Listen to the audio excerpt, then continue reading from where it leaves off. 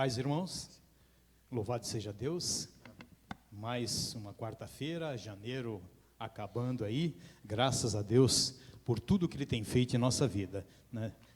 Oramos, louvamos a Deus, louvores maravilhosos que falaram aos nossos corações, oramos e nesse momento nós vamos refletir sobre o Evangelho do Senhor Jesus Cristo, que Ele me capacite, que eu não fale de forma mecânica, mas que o Santo Espírito, em nome de Jesus, fale poderosamente ao meu coração, à nossa igreja, que fale a tua igreja, Pai, para que nós possamos cumprir aquilo que o Senhor tem para nós, em nome de Jesus. Muito obrigado, Senhor. Nesse momento eu quero convidar os irmãos que estão aqui, que estão em casa, e nós vamos meditar no Evangelho em Atos. Atos capítulo 4, vamos refletir sobre esses ensinamentos que Atos capítulo 4 tem para a gente aqui, e que nós não sejamos meros leitores ou meros ouvintes, mas que possamos praticar, e só realmente podemos praticar com o Espírito Santo, com Deus, com o Senhor Jesus sobre nossas vidas. Então, nos capacite, Senhor Jesus, que o Teu Espírito possa, Senhor, agir em nossa vida. Eu convido os irmãos a lerem aí o Evangelho, uma porção do Evangelho em Atos, capítulo 4. Eu vou ler a partir do 8 e coloco depois o contexto do que está sendo mencionado em Atos, capítulo 4. Nós vamos ler, no primeiro momento, do versículo 8 até o 13. E depois nós teremos um outro segundo momento de oração. Diz assim: cheio do Espírito Santo, Pedro lhe respondeu: autoridades e líderes do povo, estamos sendo interrogados hoje porque realizamos uma boa ação em favor de um aleijado, e os senhores querem saber como ele foi curado. Saibam os senhores e todo o povo de Israel que ele foi curado pelo nome de Jesus Cristo, o Nazareno, a quem os senhores crucificaram, mas quem Deus ressuscitou dos mortos, pois é a respeito desse Jesus que se diz: a pedra que vocês, os construtores, rejeitaram, se tornou pedra angular. No versículo 12, não há salvação em nenhum outro, não há nenhum outro nome debaixo do céu em toda a humanidade por meio do qual devamos ser salvos. Quando os membros do conselho viram a coragem de Pedro e João, ficaram admirados, pois perceberam que eram homens comuns, sem instrução religiosa formal. Reconheceram também que eles haviam estado com Jesus, mas não haviam nada que pudessem fazer, pois o homem que tinha sido curado estava ali diante deles. Nós lemos Atos capítulo 4, de verso 8 ao 13, e é dentro dessa passagem que nós vamos extrair alguns ensinamentos e vamos procurar praticar esses ensinamentos, aquilo que os apóstolos do Senhor Jesus fizeram. Então, o tema dessa mensagem ficou estabelecido da seguinte forma, à luz do Evangelho: Cristo, comunidade e você, ou Cristo, comunidade e eu, como você achar melhor. Ali, à luz de Atos 4, revendo nossos valores cristãos à luz do Evangelho, o Evangelho vivido pelos apóstolos. Então, o Verbo se fez carne. Todo cristão, todo aquele que professa Jesus Cristo, nunca pode se esquecer disso. O Verbo que se fez carne. E para que a gente entre no contexto de Atos 4, o que está acontecendo ali, que é Pedro e João no Sinédrio. Atos começa lá no primeiro capítulo, ele vai falar, tirando alguns temas que eu achei super interessante para colocar nesse contexto, ele vai começar com a ascensão do Senhor Jesus aos céus. como foi que o Senhor ascendeu aos céus, e para quem tem dúvida, para quem está chegando agora, lendo o Evangelho, e mesmo para nós que temos mais algum tempo, como será essa volta? Você lê Atos capítulo 1, você fica sabendo como será a volta do Senhor Jesus Cristo. Tem curiosidade? Será assim? Não sei como vai ser? É só você ler Atos capítulo 4, que lá está dizendo como será a sua volta. No capítulo 2, ele vai discorrer a vinda do Espírito Santo no dia de Pentecostes, a comunhão dos cristãos. No capítulo 3, a pregação de Pedro, maravilhosa. Recomendo você ler aí na sua casa, na primeira oportunidade que você tiver.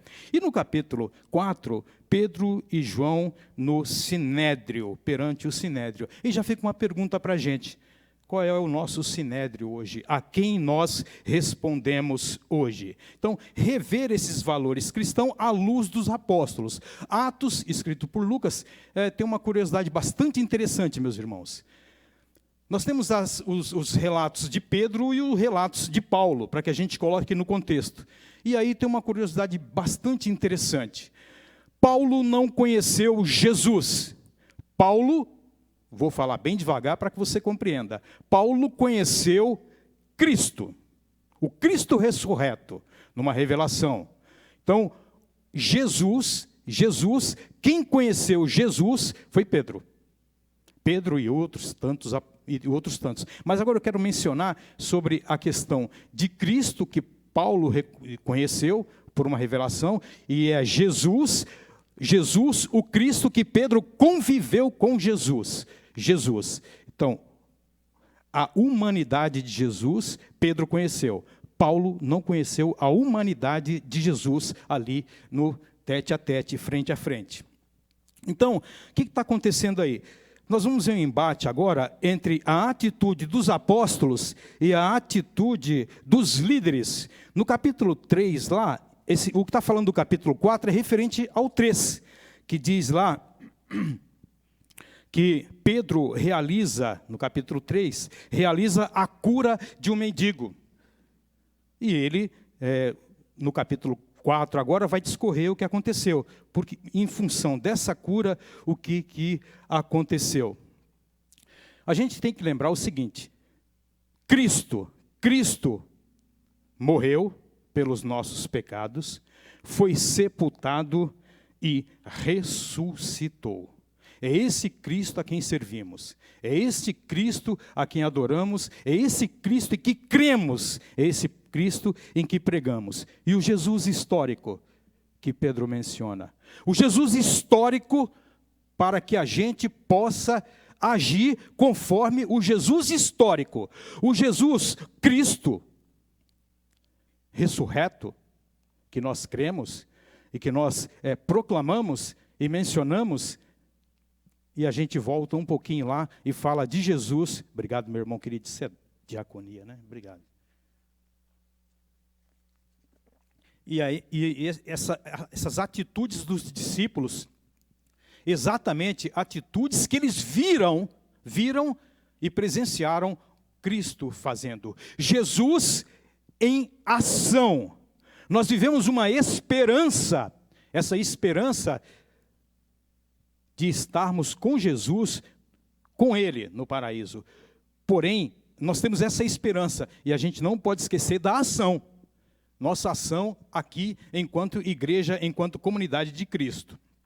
Tá? Então, no capítulo 4, Pedro e João, o que chamou a atenção? Logo no versículo 2 ali, Pedro e João ensinavam. O que Pedro e João ensinavam? O que ele estava ensinando? A gente vai discorrer e vai ver que eles ensinavam que em Jesus há ressurreição dos mortos. Dá uma olhadinha lá no capítulo 4, versículo 2, era isso que eles estavam ensinando. E isso, isso era uma afronta para os saduceus. Isso era uma afronta. A questão da ressurreição era absurdo para os fariseus. E aí a gente pega agora, adiantando já, ali o que acontece no versículo 8. No versículo 8, que se deve destacar, que eu e você, à luz do Evangelho, à luz do ensinamento do Evangelho do Senhor, de Jesus Cristo, à luz do Evangelho, nada podemos fazer se não estivermos cheios do Espírito Santo.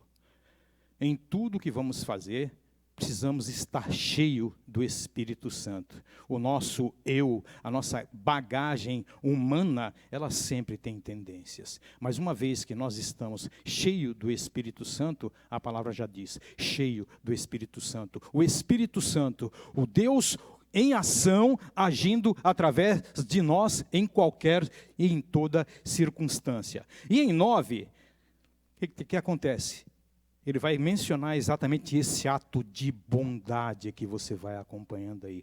Ato de bondade. É interessante a cada manhã, quando a gente se levanta, quando nós nos levantamos, que professamos Jesus Cristo. O Cristo que morreu pelos nossos pecados, foi sepultado e ressuscitou. Mas nós, à luz do Evangelho, as atitudes de Jesus quanto humano, que é isso que Pedro viveu e outros apóstolos e discípulos viveram. Qual é o meu ato de bondade? Logo pela manhã, quando a gente se levanta, ao colocar os pés no chão e agradecer a Deus por mais uma noite, é importante que esteja no nosso coração, na nossa mente, qual o meu ato de bondade para hoje, para com o meu próximo, no meu trabalho, na minha família, no meu arredor, qual será o meu ato de bondade hoje?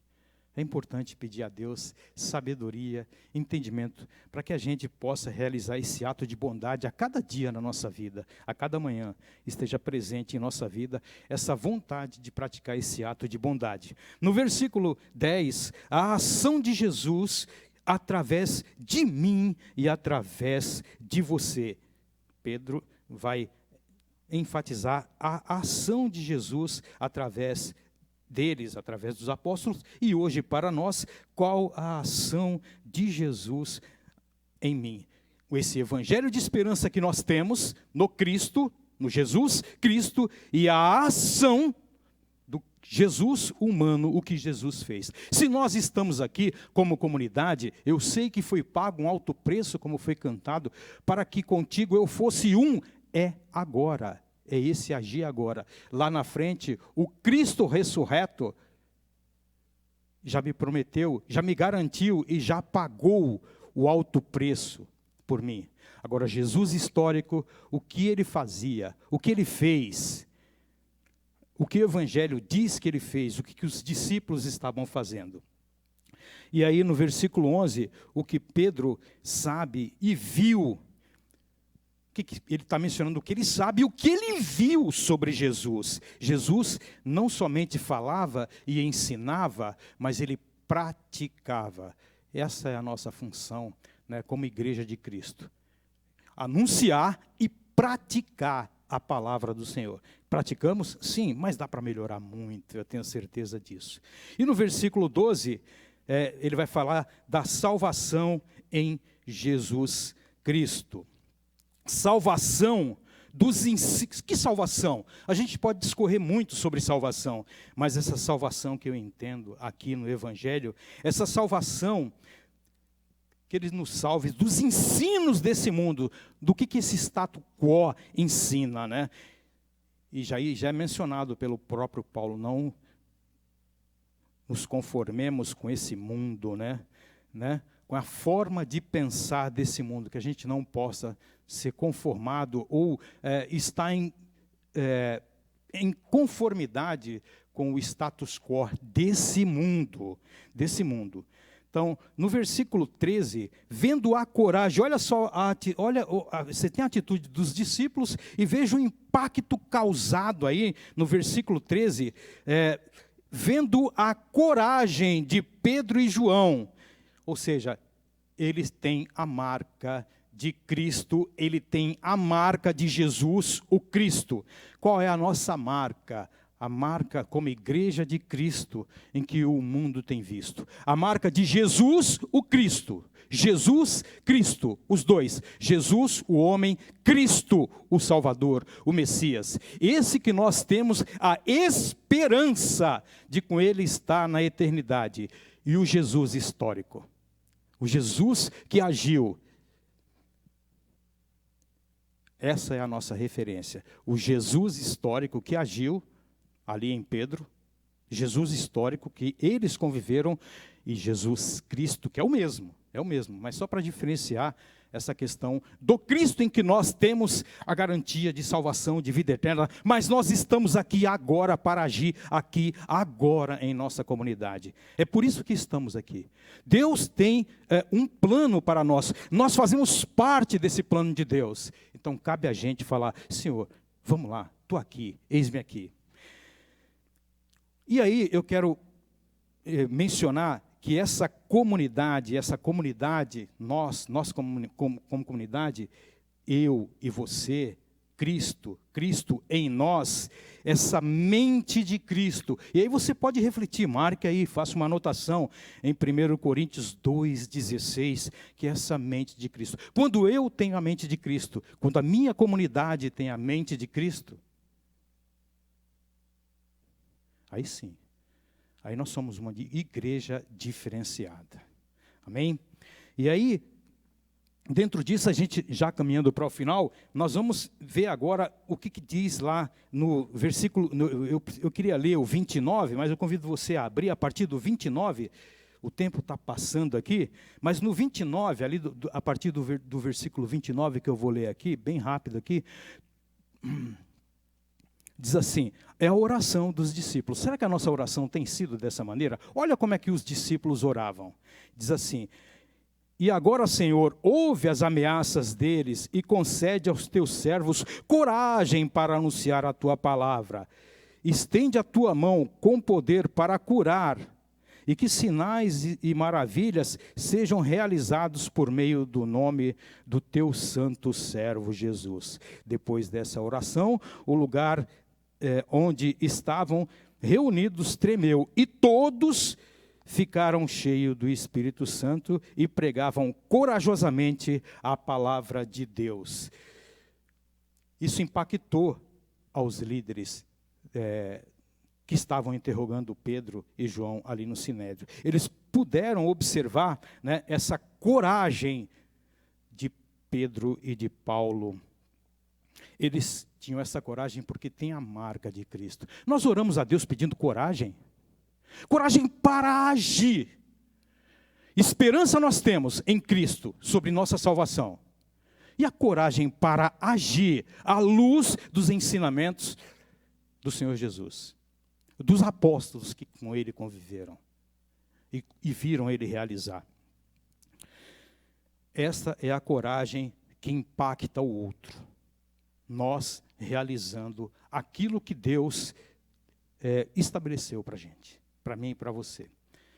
E sem o Senhor Jesus, sem o Espírito Santo, sem Deus, nada podemos fazer. Nada, nada. Não serve de nada nossas palavras, se não for em orientação, em conformidade com a Trindade. E assim seja. E aí, essa coragem, né, esse pedido de coragem. No verso 30, por meio do seu santo servo Jesus. Enfatizar o nome de Jesus. Enfatizar o nome de Jesus a todos os momentos de nossa vida. No versículo 30, todos ficaram cheios do Espírito Santo e anunciavam corajosamente a palavra de Deus. A comunidade, nossa comunidade no 32, a comunidade, uma mente e um coração. Nós que vivemos em comunidade, precisamos aprender, por isso que eu preciso de você. Por isso que eu preciso da comunidade, porque somente com uma mente e um coração em Cristo. É isso. É isso que você vai ler aí no 32, ele vai enfatizar no versículo 32, a comunidade, uma mente e um coração. Estamos vivendo uma mente e um coração, ou a gente tem se arranhado tanto dentro das nossas comunidades? Vamos rever tudo isso? Eu preciso rever. Eu conheço a minha fraqueza, reconheço a minha pequenez, mas o Senhor Jesus há de me abençoar. E a comunidade, por mim. No versículo 33, testemunhar a ressurreição do Senhor Jesus e a grandiosa graça que estava sobre ele, sobre todos. E eu quero só caminhar para finalizar, porque os irmãos já podem se aproximando, porque o tempo já passou, eu já estourei meu tempo aqui, fica para uma próxima vez. A igreja, a gente não pode esquecer de 4 pontos que nós estamos aqui.